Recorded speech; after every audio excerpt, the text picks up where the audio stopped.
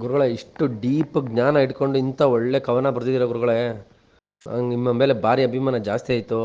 ಇಷ್ಟೆಲ್ಲ ಇದ್ಮೇಲೆ ನಿಮ್ಮ ಅಪ್ರೋಚನ್ನ ಚೇಂಜ್ ಮಾಡ್ಕೊಬೇಕು ಯೂಟ್ಯೂಬ್ದು ಅಂತ ನಾನು ಹೇಳಿದ್ವಿ. ಹ್ಯಾಪಿ ಲೈಫ್ ಅಂತ ಇಟ್ಕೊಂಡು ನೀವೇನು ಮಾಡ್ತಾಯಿದ್ದೀರಿ ಅಂದರೆ, ನಮ್ಮ ಕಲ್ಚರ್ ಬಗ್ಗೆ ನೀವು ಡಿಗ್ರೇಡ್ ಮಾತಾಡ್ತೀರಾ, ದೇವಸ್ಥಾನಕ್ಕೆ ಹೋಗೋದ್ರ ಬಗ್ಗೆ ಡಿಗ್ರೇಡ್ ತಪ್ಪು. ಅದನ್ನು ಪಾಸಿಟಿವ್ ಆಗಿ ನೋಡಿದ್ರೆ ಗುರುಗಳೇ, ಅದರಲ್ಲಿ ತುಂಬ ಒಳ್ಳೆದಿದೆ. ಯಾಕೆಂದರೆ ನೋಡಿ, ಇವತ್ತು ನಮ್ಮ ಹಿಂದೂ ದೇವಸ್ಥಾನಗಳು ಎಲ್ಲಿದ್ದಾವೆ, ಎಲ್ಲೂ ಯಾರು ಮಾಂಸ ಕಡಿಯಲ್ಲ.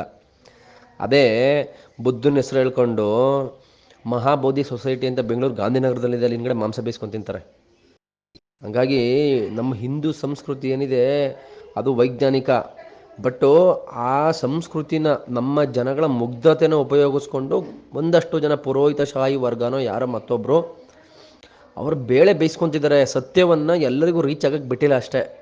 ಬುದ್ಧನಂತವ್ರು ಯಾರೋ ಒಬ್ರು ಬಂದರು, ಸತ್ಯವನ್ನು ಎಲ್ಲರೂ ಒಳಗಡೆ ತೆಗಿಬೇಕು ಅಂತ ಕೊಟ್ಟರು, ಅಂಥವ್ರು ನೋಡಿ ಓಡಿಸ್ಬಿಟ್ರು. ಅವರು ಟೀಚಿಂಗ್ಸು ಏನು ಭಾರತದಲ್ಲಿ ಉಳಿದಂಗೆ ಮಾಡ್ಬಿಟ್ರು. ಅವತ್ತಿಂದ ಅದೇ ನಾವು ನಮ್ಮ ದೇಶನ ಬದಲಾಯಿಸೋಕೆ ಆಗೋದಿಲ್ಲ.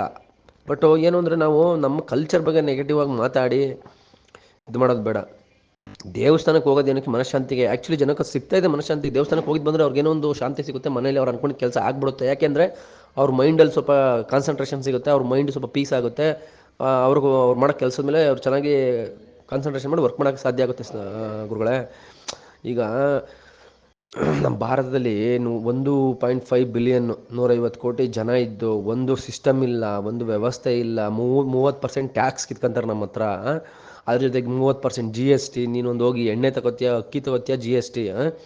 ಈ ಥರ ವ್ಯವಸ್ಥೆ ಎಲ್ಲ ಇಟ್ಕೊಂಡು ಕೂಡ ನಾವು ಒಂದು ಸೌಹಾರ್ದತೆಯಲ್ಲಿ ಬದುಕ್ತಾ ಇರೋ ದೇಶ ನಮ್ಮದು. ಇದೇ ಥರ ಜನಸಂಖ್ಯೆ ಬೇರೆ ಯಾವ್ದಾರ ದೇಶದಲ್ಲಿ ಇದ್ಬಿಟ್ಟಿದ್ದಿದ್ರೆ ಜನ ಹೊಡೆದಾಡ್ಕೊಂಡು ತಿನ್ನೋ ಅನ್ನಕ್ಕೆ ಬರಬಂದು ಸತ್ತೋಗಿರೋಷ್ಟಕ್ಕೆ. ಬಟ್ ನಮ್ಮ ದೇಶದಲ್ಲಿ ಹಂಗಿಲ್ಲ. ಬಟ್ ಗ್ರೀಡ್ ಇದೆ. ಗ್ರೀಡ್ ಯಾರಿಗಿದೆ ಅಂದರೆ ಶ್ರೀಮಂತರಿಗೆ, ದುಡ್ಡಿರೋರಿಗೆ ಜಾಸ್ತಿ ದುಡ್ಡು ಮಾಡಬೇಕು.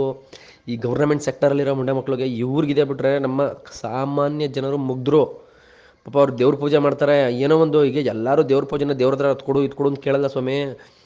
ಅವ್ರಿಗೇನೋ ಒಂದು ಭಾವನೆ, ಅದೊಂದು ಕರ್ತವ್ಯ. ಹುಡ್ದಾಗಿಂದ ಅವರು ಪಾರಂಪರಿಕವಾಗಿ ಬಂದಿರೋದ್ರಿಂದ ಅದೊಂದು ಕರ್ತವ್ಯ ಅಂತ ಮಾಡ್ತಾರೆ. ಈಗ ನಾನೇ ಈ ಮೆಡಿಟೇಷನ್ನು, ಈ ಜ್ಞಾನ ಮತ್ತು ಈ ವೇದಗಳ ಬಗ್ಗೆ ಎಲ್ಲ ಓದಿರ ತಿಳ್ಕೊಳಕ್ಕಿಂತ ಮುಂಚೆ ನಾನು ಬಸವಣ್ಣನ ಪೂಜೆ ಮಾಡಿ ಬಸವಣ್ಣ ಅವ್ರದ್ದು ತ್ರಾಟಕ ಮಾಡ್ತಾಯಿದ್ದೆ. ಅದು ತ್ರಾಟಕ ಅಂತ ಗೊತ್ತಾಗಿದ್ದೆ ನನಗೆ ಎಷ್ಟೋ ವರ್ಷ ಆದಮೇಲೆ.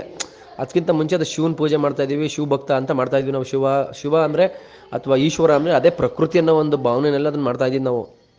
ಹಂಗಾಗಿ ಈ ಪೂಜೆ ಹಿಂದೆ ಒಂದು ಮೆಡಿಟೇಷನ್ ಇದೆ. ಹಂಗಾಗಿ ನಮ್ಮ ಸಂಸ್ಕೃತಿ ಬಗ್ಗೆ, ನಮ್ಮ ದೇಶದ ಬಗ್ಗೆ ಅಥವಾ ನಮ್ಮ ದೇಶದ ಕಲ್ಚರ್ ಬಗ್ಗೆ ನೆಗೆಟಿವ್ ಆಗಿ ಮಾತಾಡಬೇಡಿ. ಬಟ್ ಆ ಕಲ್ಚರ್ನ ಉಪಯೋಗಿಸ್ಕೊಂಡು ಲಾಭ ಮಾಡ್ಕೋತಾವ್ರಲ್ಲ ಒಂದು ವರ್ಗ, ಅವ್ರ ಬಗ್ಗೆ ಬೇಕಾದ್ರೆ ಮಾತಾಡಿ, ನನಗೇನು ಬೇಜಾರಿಲ್ಲ. ಬಟ್ ನಮ್ಮ ದೇಶದ ಬಗ್ಗೆ, ನಮ್ಮ ಸಂಸ್ಕೃತಿ ಬಗ್ಗೆ ದಯವಿಟ್ಟು ಯಾವತ್ತೂ ನೆಗೆಟಿವ್ ಮಾತಾಡಬೇಡಿ. ಅದು ನನಗೆ ಭಾರಿ ಬೇಜಾರಾಗುತ್ತೆ. ಮತ್ತು ಆ ಬೇಜಾರು ಏನಾಗುತ್ತೆ, ಆಬ್ವಿಯಸ್ಲಿ ನಿಮ್ಮ ಮೇಲೂ ಒಂದು ನೆಗೆಟಿವ್ ಒಪಿನಿಯನ್ ಬರುತ್ತೆ. ಬಟ್ ಈ ಕವನವನ್ನು ನೋಡಿದ ಮೇಲೆ ನನಗೆ ನಿಮ್ಮ ಜ್ಞಾನ ಅಥವಾ ನಿಮ್ಮ ಅರಿವು ನನಗೆ ಅರ್ಥ ಆಗಿದೆ. ನಿಮ್ಮ ಅಪ್ರೋಚನ್ನು ಚೇಂಜ್ ಮಾಡಿ. ನೀವು ಯೂಟ್ಯೂಬಲ್ಲಿ 5,000 ಜನ ಜಾಸ್ತಿ ಸಬ್ಸ್ಕ್ರೈಬರ್ ಬರ್ಬೋದು, ಬೇಡ. ಧರ್ಮದ ದಾರಿಯಲ್ಲಿ ಹೋಗೋಣ. ಧರ್ಮದ ದಾರಿಯಲ್ಲಿ ಹೋದಾಗ ನೀವಾಗೇನು ಮಾಡೋದು ಬೇಕಾಗಿಲ್ಲ ಸ್ವಾಮಿ. ನಿಮಗೆ ಏನು ಸಿಗಬೇಕು ಅದೆಲ್ಲ ನಿಮಗೆ ಅದೇ ಸಿಗುತ್ತೆ.